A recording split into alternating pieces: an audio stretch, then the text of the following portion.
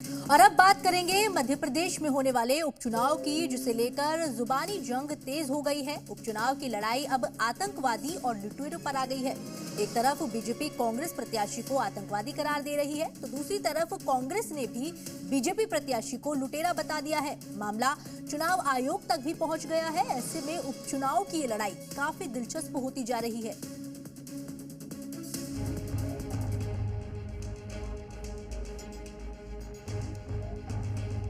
MP में विधानसभा सीटों पर होने वाले उपचुनाव की लड़ाई दिलचस्प होती जा रही है। जैसे जैसे मतदान की तारीख नजदीक आ रही है, वैसे वैसे राजनीतिक दलों के बीच जुबानी जंग तेज हो गई है। बीजेपी और कांग्रेस के बीच बयानबाजी के साथ साथ नए शब्दों से एक दूसरे को नवाजने और मतदाताओं को अपनी ओर करने की कोशिशें तेज होती जा रही हैं। एमपी में विजयपुर सीट पर उपचुनाव है, जहां बीजेपी से रामनिवास रावत और कांग्रेस के मुकेश मल्होत्रा चुनावी मैदान में है। वहीं इस चुनावी माहौल में विजयपुर के पूर्व विधायक सीताराम आदिवासी के बयान ने माहौल को और गर्मा दिया है। सीताराम आदिवासी ने कांग्रेस प्रत्याशी को एक सभा में संबोधन के दौरान आतंकवादी करार दिया। सुमंगल सिंह की तो पटवारी कह रहे हैं कि ये आतंकवादी है। अरे आतंकवादी नहीं है तो कहा बैंक लूटी है, बैंक लूटी मुकेश मल्होत्रा है। मैं प्रमाण दे रहा हूँ, बैंक लूट में भैया जब इंदौर भी हो। हमारे सांसद ने सही कही, सुमंगल सिंह ने। उपचुनाव की लड़ाई अब लूट पर आ गई है। सीताराम आदिवासी के इस बयान के बाद कांग्रेस ने भी पलटवार किया।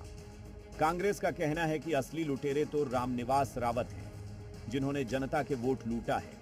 वहीं बीजेपी का कहना है कि रामनिवास रावत जब कांग्रेस में थे तब नायक लगते थे, अब कांग्रेस उन्हें लुटेरा बता रही है। विजयपुर में कांग्रेस के प्रत्याशी के खिलाफ भारतीय जनता पार्टी के लोग जिस तरह की अनर्गल आरोप लगा करके प्रचार प्रसार कर रहे हैं, मैं समझता हूं चुनाव आयोग को संज्ञान में लेना चाहिए। पहले सांसद शिवमंगल सिंह ने उसको आतंकवादी कहा हमारे प्रत्याशी को, फिर अब कह रहे हैं कि ये बैंक लुटेरा है। अरे सच्चे लुटेरे तो और कर्रे लुटेरे तो भाजपा प्रत्याशी रामनिवास रावत जी हैं, जिन्होंने आदिवासी भाई बहनों की अस्मत को लूटा, उनके वोट बैंक को बेचा। कुल मिला के ऐसे लोगों के खिलाफ चुनाव आयोग सख्त कार्रवाई करे। देखिए, हुल जुलूल बातें करना, फिजूल की बातें करना कांग्रेस की नीति बन चुकी है। अगर उनकी बात में जरा भी तथ्य होता तो यही जो रामनिवास रावत जी थे, कल तक जब कांग्रेस में थे तो उनको नायक बताते थे, उनको नायक की तरह प्रेषित करते थे। वो वास्तव में लोगों से जुड़े हुए हैं, वहाँ के नायक हैं, स्थानीय नायक हैं। तो कांग्रेस के पास अब मुद्दा नहीं बचा है, कोई बात करने की नहीं बची है। तो हुल जुलूल बातें करना, किसी प्रकार के भी वक्तव्य देते रहना, यही कांग्रेस की नीति है।